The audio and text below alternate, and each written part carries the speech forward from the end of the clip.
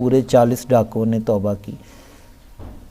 دوسری بات، تیسری بات اس میں سے یہ پتہ چلتی ہے کہ جو اللہ کے ولی ہوتے ہیں ان کا واحد جو مقصد ہوتا ہے دنیا کے اندر، وہ لوگوں کو توبہ کروانا اور لوگوں کو اللہ اور اس کے رسول کے راستے کے اوپر قائم کرنا ہوتا ہے اور اس پہ چلانا ہوتا ہے۔